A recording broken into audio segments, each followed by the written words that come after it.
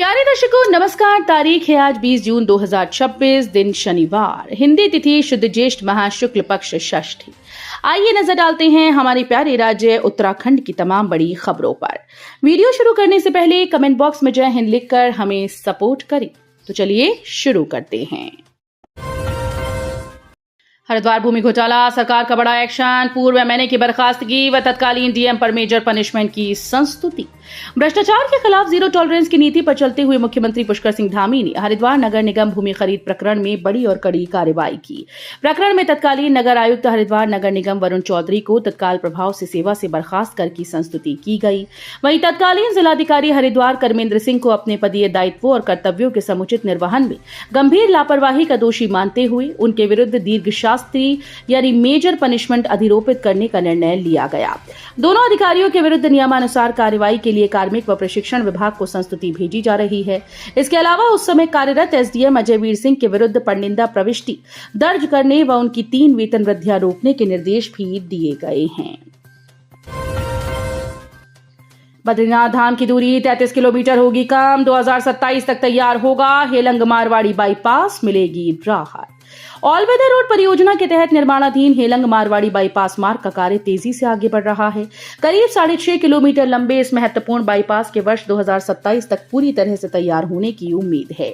इसके निर्माण के बाद बद्रीनाथ धाम जाने वाले यात्रियों की करीब 33 किलोमीटर दूरी कम हो जाएगी। साथ ही ज्योतिर्मठ और मारवाड़ी के बीच अक्सर लगने वाले लंबे जाम से भी राहत मिलेगी। बढ़ती गर्मी का असर, टिहरी बांध का जलस्तर न्यूनतम स्तर पर पहुंचा, बिजली उत्पादन पर पड़ा प्रभाव। इन दिनों बढ़ती गर्मी का असर अब टिहरी बांध पर दिखने लगा है। बारिश न होने और मौसम के चढ़ते पारे के कारण टिहरी बांध की झील का जलस्तर न्यूनतम स्तर पर पहुंच गया है, जिसका प्रभाव सीधे तौर पर विद्युत उत्पादन पर पड़ रहा है। झील में पानी कम होने से टिहरी बांध से लगभग 500 और कोटेश्वर बांध से 200 मेगावाट ही विद्युत उत्पादन हो पा रहा है, जबकि सामान्य दिनों में टीएचडीसी 1000 से लेकर 1200 मेगावाट विद्युत उत्पादन करता है। Run for yoga, CM Dhami बोले प्रदेश को योग आयुर्वेद वेलनेस का केंद्र बनाने के लिए काम कर रही सरकार। अंतर्राष्ट्रीय योग दिवस के उपलक्ष्य में देहरादून पुलिस लाइन में रन फॉर योगा कार्यक्रम आयोजित किया गया, जिसमें मुख्यमंत्री पुष्कर सिंह धामी ने प्रतिभाग किया। मुख्यमंत्री धामी ने इस मौके पर कहा कि ये दौड़ केवल एक आयोजन नहीं बल्कि लोगों को स्वस्थ जीवन शैली अपनाने और योग के प्रति जागरूक करने का अभियान है। उन्होंने कहा कि उत्तराखंड योग और आध्यात्मिक परंपरा की भूमि है और योग शरीर और मन को स्वस्थ रखने का प्रभावी माध्यम है। हेलीपैड पर स्टंटबाजी, सोशल मीडिया पर वीडियो वायरल होते ही पुलिस ने युवक को दबोच सिखाया सबक। सोशल मीडिया पर रातों रात वायरल होने और सुर्खियां बटोरने के चक्कर में युवा नियमों को ताक पर रखकर अपनी जान जोखिम में डाल रहे हैं। ऐसा ही एक ताजा मामला भरारी सैण स्थित हेलीपैड से सामने आया, जहां एक युवक के द्वारा खतरनाक स्टंट करने का वीडियो सोशल मीडिया पर तेजी से वायरल हो गया। जैसे ही यह वीडियो कोतवाली गैरसैंण पुलिस के संज्ञान में आया, पुलिस ने मामले पर तत्काल कड़ा रुख अपनाया। देहरादून में तैयार हो रही सेना की विशेष आंख, सैन्य हथियारों के लिए नाइट विजन कैमरों से कड़ी नजर। उत्तराखंड के आयुध फैक्ट्रीज में सैन्य हथियारों के लिए ऐसे विशेष कैमरे तैयार किए जा रहे हैं जो भारतीय सेना के लिए तीसरी आंख साबित हो रही हैं। दिन रात या दोनों परिस्थितियों में दृश्यता के लिए अनुकूल ये कैमरे सेना के लिए वैश्विक बाजार से कम कीमतों पर उपलब्ध हैं। रक्षा मामलों के जानकारों के अनुसार 2001 में रूस की सहायता से भारत लाए गए T-90 टैंकों के भारतीयकरण में IOL ने महत्वपूर्ण भूमिका निभाई है। संस्थान ने T-90 टैंकों को न केवल फायर कंट्रोल सिस्टम दिया बल्कि इसे TKN-4S विजन दिया। रेस्क्यू किए गए बच्चों को रखने के लिए चिन्हित होंगे आवास, बाल तस्करी यौन शोषण पर आयोग ने जताई चिंता। उत्तराखंड राज्य बाल अधिकार संरक्षण आयोग हर जिले में 2 से 4 ऐसी संस्थाओं और आवासों की पहचान करेगा जहां रेस्क्यू किए गए बच्चों को सुरक्षित माहौल में रखा जा सकेगा। आयोग ऐसी संस्थाओं को फिट संस्था घोषित करेगा। नशे की गिरफ्त में आए बच्चों के उचित उपचार के लिए हर जिला अस्पताल में 2 बेड आरक्षित किए जाएंगे।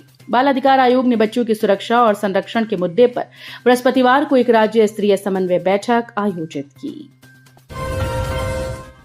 एसएसपी अजय गणपति का सख्त फरमान, कहा ड्यूटी में शराब पीना नहीं होगा बर्दाश्त। कैंचीधाम मेला ड्यूटी के दौरान जिले के 2 पुलिसकर्मियों ने होम स्टे संचालक की बेटी से छेड़छाड़ कर दी थी। इस मामले में एसएसपी अजय गणपति दोनों को निलंबित कर चुके हैं। उन्होंने 2 टूक कहा कि पुलिसकर्मी इसे अब आखिरी चेतावनी समझें। आगे ड्यूटी के दौरान शराब का सेवन किसी कीमत पर बर्दाश्त नहीं किया जाएगा। शराब पीते कोई जवान मिला तो सीधे बर्खास्त करने की कार्रवाई की जाएगी। पीआरडी जवान को विजिलेंस की टीम ने रंगे हाथ रिश्वत लेते किया गिरफ्तार, तहसीलदार की कोर्ट में पेशी। पीआरडी जवान को विजिलेंस की टीम ने रंगे हाथ रिश्वत लेते पकड़ा है। जवान को गिरफ्तार तहसीलदार की कोर्ट में पेश किया गया। शरारत ने ली जान, सहकर्मी ने एयर प्रेशर पाइप से पेट में भरी हवा, समीर की आंतें फटी और तोड़ा दम। नोएडा के रबुपुरा में सहकर्मियों की शरारत का शिकार हुए एक फैक्ट्री कर्मी समीर ने अस्पताल में इलाज के दौरान दम तोड़ दिया। आरोपियों ने एयर प्रेशर से फैक्ट्री कर्मी के पेट में हवा भर दी। आंत फटने से इलाज के दौरान उसकी मौत हो गई। पुलिस ने शव का पोस्टमार्टम कराया। शव को यहां कुंडा लाकर दफन किया गया। पुलिस ने दोनों आरोपी सहकर्मी काशीपुर निवासी दिलशाद और जीशान को गिरफ्तार कर लिया है। एक सप्ताह बाद मिला मंदाकिनी में बहे युवक का शव, हाथ पर लिखे नाम से हुई पहचान। एक सप्ताह पूर्व मंदाकिनी नदी में बहे युवक का शव मिल गया है। शव को पोस्टमार्टम के लिए जिला अस्पताल भेजा गया। पोस्टमार्टम के बाद शव को परिवार के सुपुर्द कर दिया जाएगा। शुक्रवार दोपहर 3 बजे अगस्त मुनि झूला पुल के समीप नदी में युवक का शव दिखाई दिया था। सूचना पर पुलिस और एसडीआरएफ की टीम मौके पर पहुंची। नदी का जलस्तर अधिक होने व तेज बहाव के कारण टीम को दिक्कत हुई थी। बंजर खेतों में उगाई चाय, अब महिलाओं की भी हो रही आय। पलायन से जूझ रहे गांव में भी नई उम्मीद। जकोली ब्लॉक के कई गांव में कभी जो जमीन बंजर पड़ी थी, वहां आज चाय की हरियाली है। उत्तराखंड चाय विकास बोर्ड की पहल से तैयार किए गए चाय बागान न सिर्फ महिलाओं को रोजगार दे रहे हैं, बल्कि पलायन से जूझ रहे गांव में नई उम्मीद भी जगा रहे हैं। चाय विकास बोर्ड ने ललूड़ी, पुजार गांव, कंपनियां, पोठी चौरा और लौंगा गांव में करीब 70 हेक्टेयर भूमि पर चाय के बागान विकसित किए। बोर्ड के पर्यवेक्षक कुशाल सिंह रावत ने बताया कि इन बागानों में करीब 350 महिलाओं को रोजगार मिला है और वर्तमान में सालाना लगभग 7,000 किलोग्राम चाय पत्ती का उत्पादन हो रहा है। स्याना चट्टी में फिर सताने लगा जलभराव का डर। मानसून को देखते हुए लोगों की बढ़ने लगी चिंता। जून 2025 की आपदा की भयावह यादें अभी भी स्याना चट्टी और आसपास के ग्रामीणों के जहन में ताजा हैं।